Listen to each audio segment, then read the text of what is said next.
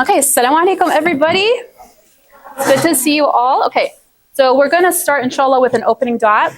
So bismillah, walhamdulillah, wa salatu wa salamu ala rasulillah, wa ala alihi wa sahbihi wa man wala.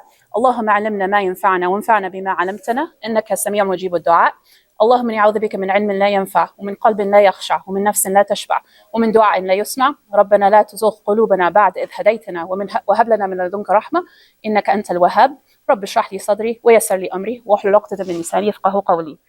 All right, bismillah. So I'm going to start with two very clear disclaimers before we start. So the first one is, as much as I wish I was, unfortunately, I'm not a sheikha. So that means that I am not qualified to make any real recommendations or give advice. The topic we're going to tackle today is going to be how to deal with your parents according to Islam. And I know this can be a really sensitive area because our relationship with our parents can be super sensitive. But the reality is, unfortunately, I can only give basic information. So the way that I do my research is I read the books and the material, and then I put it into digestible pieces and present it here. So I'm a student just like the rest of you guys. But if you do have more nuanced questions, alhamdulillah, we have Sheikh Shamsuddin, who, may Allah reward him for his efforts, is our imam here. I also know that at Masjid Tawheed, we have Muhammad Mabrook, who's also a wonderful imam and a great counselor. So I know his door is always open. And those are the two I mentioned because I know them personally. But alhamdulillah, we're very fortunate that we have plenty of imams and sheikhs across the city. So if you have something you need to ask about specifically, if it's not like a basic question that I can't answer, then I will direct you there. So I don't want you to take offense if I say sorry, I can't answer that. It's just because I don't want to misguide anybody. The second thing I want to put out there is when it comes to dealing with parents, I know that this is a sensitive topic because sometimes when people hear these lectures and it's talking about being extremely kind to your parents, being good to them, you can feel, some people might feel like they're being misheard or they're not being acknowledged because they might have a very complicated relationship with their parents. And so I want to preface this by saying that the way we're going to talk about it today, we're going to talk about it in a generic point of view, in a way where we are addressing a general way to deal with your parents. Now, obviously, there's going to be nuanced situations where people might have not the greatest parents. Maybe their parents aren't nice to them. Maybe they're slightly abusive. And I do want to emphasize that Allah subhanahu wa ta'ala is obviously very fair and understands that there's going to be exceptions to the rules in certain areas because your mental health is important too. So this does not disregard that. However, obviously, everybody's situation is going to be slightly different. So I don't want anyone to take offense or feel like this doesn't apply to me, like this is no one's really recognizing that I have this and this going on at home. So if you do have something that's more nuanced, again, I would recommend, if you want to know how do I adhere to the principles of Islam while also being good to my folks and also protecting myself, I would say talk to an imam and they can kind of guide you on how to do that successfully. So these are the topics that are addressed. So you guys will be very happy because I finally got both books. So I have The Ideal Muslim and The Ideal Muslima by the same author. So I'm going to be referencing both of these from now on. Thankfully for this chapter, there wasn't a lot of differences between them, alhamdulillah. So they're pretty good. The men just have one extra responsibility that isn't listed in our book, but I think it's something that we can apply to ourselves as women anyways. So I'll go over it. But of course, the first things first, we're going to talk about the importance of parents in Islam. So Allah subhanahu wa ta'ala mentions in Surah Al-Isra, He talks about how the first thing He mentions in verse 23 is, you should worship your Lord. He has decreed that you worship none but Him. So He's talking about Tawheed here. He's talking about, Allah subhanahu wa ta'ala is the only God and He's the only one that we should worship. So this is the core of this religion, right? This is the source of this deen.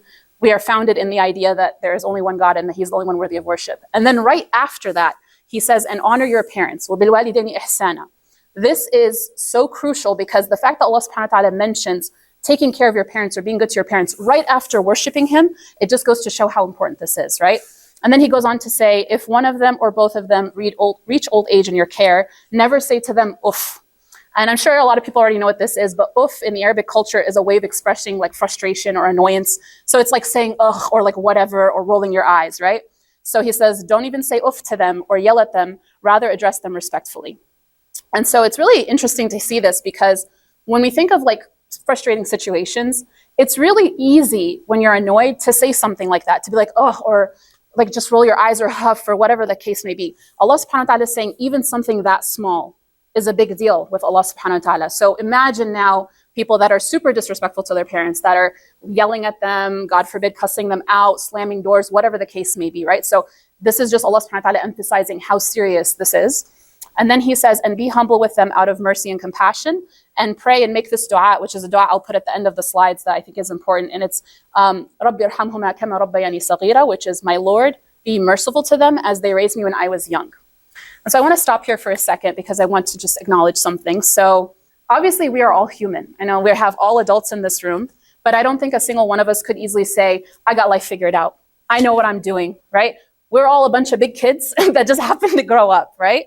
Your parents are the same, right? They're imperfect. They're going to make mistakes. They're not going to always understand you, right? They also grew up in a totally different generation than you. So we have to recognize that. And they were raised by people from another entirely different generation. So we have to try to find empathy and sympathy in our hearts for our parents, recognize that they're doing their best, or maybe in your eyes they're not doing their best, but they're human beings that are going to make mistakes. And it's our job to follow the ways of Allah subhanahu wa ta'ala and to always treat them with kindness and respect. So, to emphasize again the importance of how great this deed is, there is a hadith where someone came to the Rasul and asked him, what is a good deed that I can do that will please Allah subhanahu wa ta'ala? He said, offer your fard salah on time, so do your prayers on time. He said, what about after that? He said, be kind and respectful to your parents. He said, what about after that? He said, jihad, so fighting in the way of Allah subhanahu wa ta'ala, dying in the way of Allah.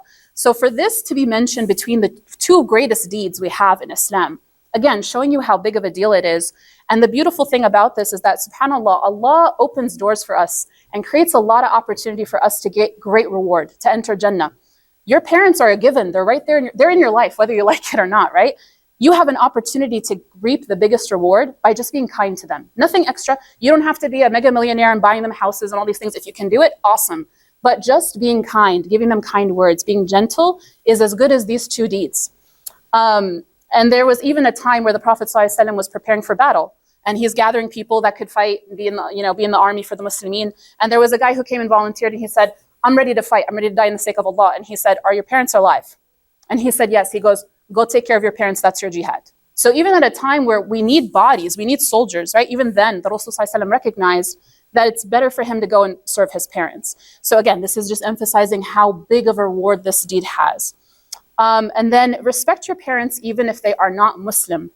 So I do want to address that a lot of people don't think about this. I think that we have a lot of reverts, right, that come into Islam, and I think it can be a very isolating experience. Alhamdulillah, I was, born into this religion, but I can only imagine how difficult it must be to take on a new religion, change your entire lifestyle, to have family not really understand what you're doing, why you're doing it. It might be confusing to them. So it can create a little bit of a strain in the relationship if, let's say, our parents don't understand why we're doing what we're doing. They might even see it that like you're entering into blasphemy or you're going down the wrong way. So it's very, very it's a very important for us to be delicate in these relationships, right?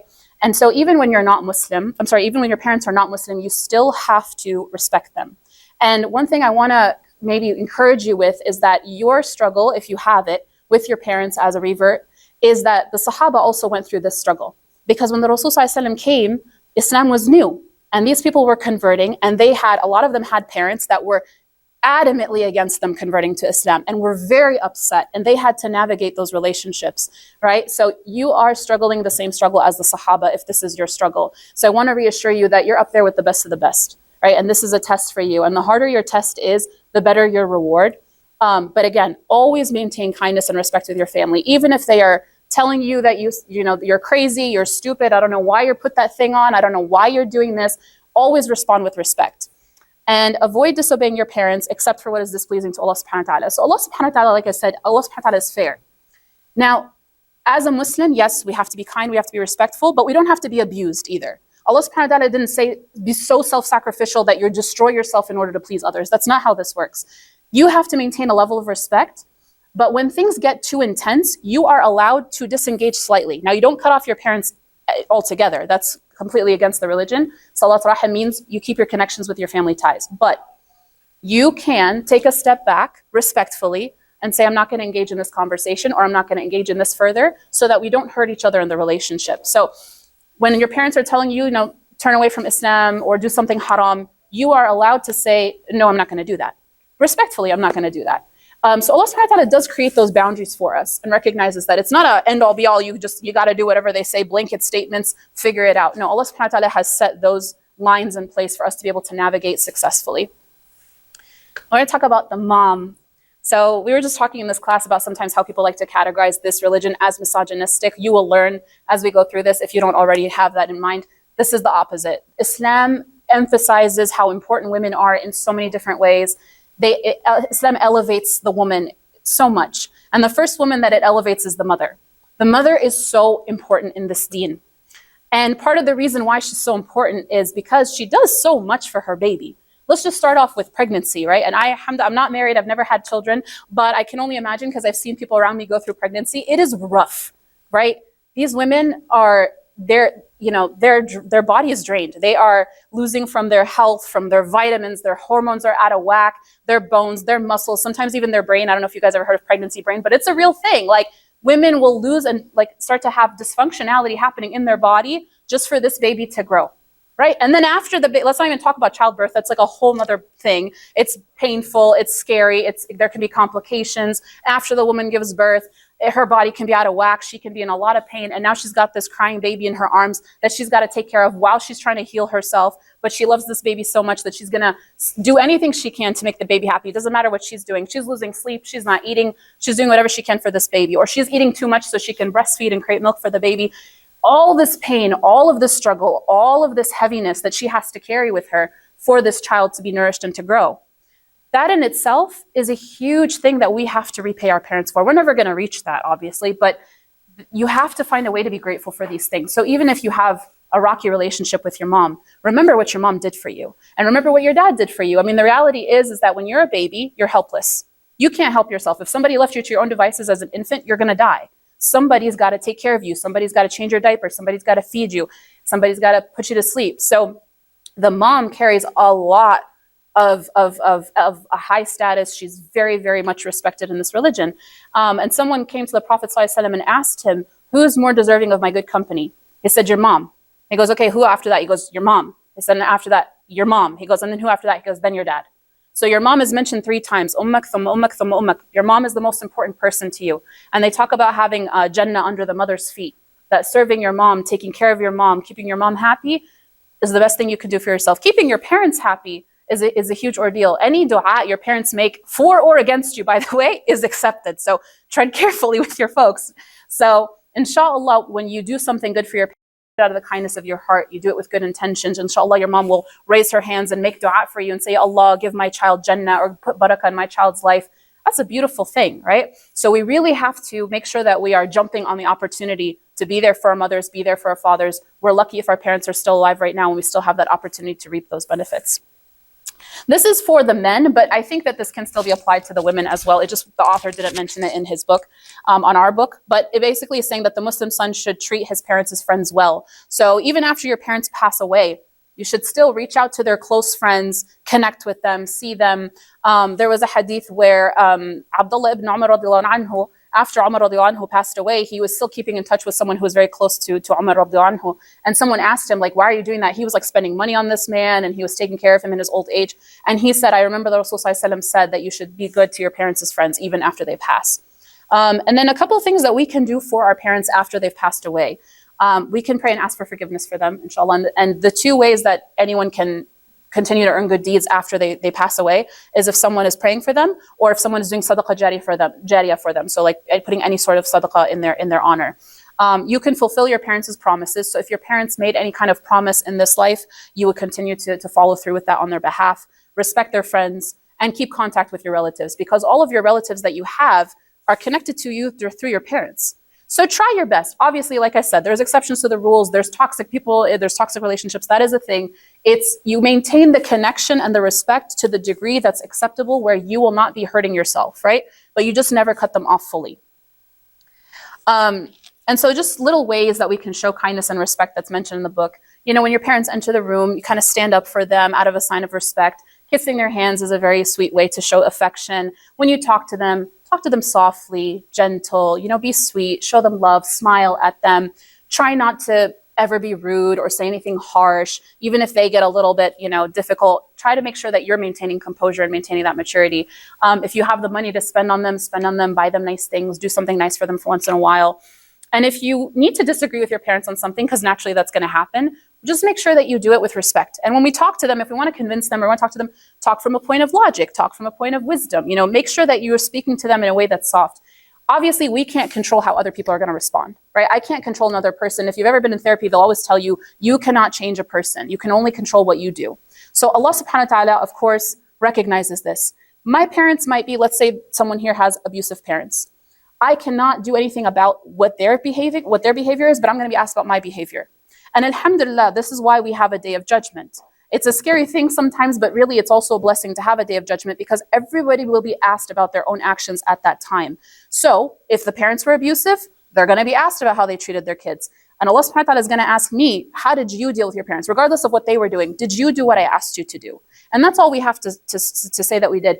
Allah subhanahu wa ta'ala rewards you for your effort, not for the result. It's not, oh, you'll get rewarded if you can convince your parents. No. It's, I was nice, I was respectful, and whatever happened on the other end is not my problem. That's up to Allah subhanahu wa ta'ala. But I'll get rewarded for the effort I put in. So every time you swallow your anger or you swallow your frustration or you drag your feet a little bit and you do the thing, just remember Allah subhanahu wa ta'ala is rewarding you. And I like to see it as, don't think of your parents if they're difficult or let's say they're old in age and they need someone to take care of them. Don't think of it as a burden. Think of it as an opportunity. SubhanAllah, I was talking to someone a couple of weeks ago and he was telling me, he's an older gentleman, and he was telling me about his parents had passed away, Allah yarhamhum, and he was talking about how when they got old, he took them into his home, and he has like maybe 8 or 10 siblings, something crazy like that. And some of his siblings just refused to participate. They did not want to be a part of it. They didn't care what was happening with the parents. They didn't want to contribute to the care. So he carried all of that on his back. And alhamdulillah, his mom died in his arms. His dad died in his home with him. So he was there for both of their deaths. And he had a very long, it was financially draining. It was a straining journey. But alhamdulillah, when I was thinking of what he's telling me, I'm like, subhanallah, Allah subhanahu wa ta'ala chose you. He gave you that opportunity. He wanted you to have all the reward. None of your siblings got it. You got it.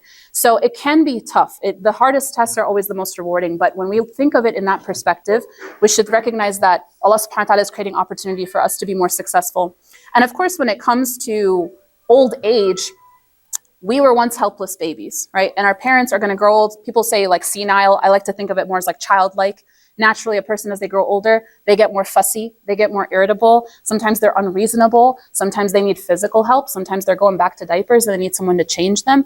That's the natural order that Allah subhanahu wa ta'ala has created. So Allah subhanahu wa ta'ala reverses the roles. Now you're in your prime. Now you're the one that they need help from. So are you going to repay the favor that they did for you when you were a child, right? So subhanAllah, this is kind of like the circle of life that Allah subhanahu wa ta'ala puts us through. So again, when you have that opportunity, if you are the child your parents lean on, take advantage of that. And if your parents are still alive, take advantage of that because it's a great opportunity for you to benefit, inshallah. And then I'm just going to put up this dua one more time. I think it's a really beautiful dua and it's nice to implement if you want to implement it in your day-to-day. But it's رَبِّ ارْحَمْهُمَا كَمَا رَبَّيَانِي صَغِيرًا. So it really just kind of puts full circle that whole idea that we're talking about. Like you were once helpless and needed their help, and now they're going to need your help. So you're going to go back and inshallah take care of them, and you're asking Allah to put mercy on them. So alhamdulillah, that is the end of today's lecture, but do we have any questions before I give the closing dua? No? I feel like it's a straightforward topic, right? Yeah, okay, alhamdulillah. Yeah. Definitely. And I think, subhanAllah, it's beautiful that you mentioned that. May Allah reward you for what you did for your mom, of course. I think, yeah, also just as like someone who's a revert, maybe that is struggling with their parents, keep in mind too that when you implement true Islamic values and you behave like this, regardless of how they respond, the reality is that if your parent is being difficult with you and they're seeing that your character development has become, I am not going to be nasty with you, I'm always going to be respectful, I'm going to maintain that respect, naturally they're going to question, like, what is this religion that they switched over to? Where they are so adamant, I'm being nasty, and somehow they're still treating me so well, they're buying me gifts, they're showing up, they're checking on me, they're saying I love you. So that in itself is a form of dawah. Sometimes it's just subtle. It doesn't have to be a flat out debate or discussion with your folks. Sometimes you just show them kindness and that's all that's needed. Any other questions? No? Okay, I'm just going to close this out with a quick dua, inshallah. Bismillah. So I'm going to say, Bismillahirrahmanirrahim.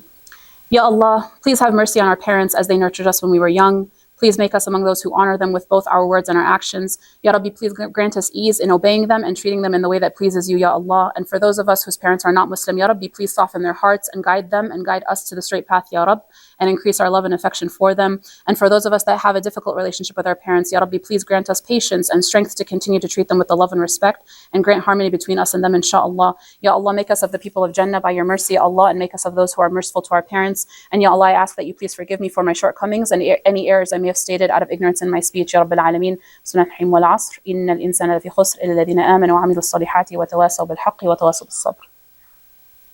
Thank you, ladies.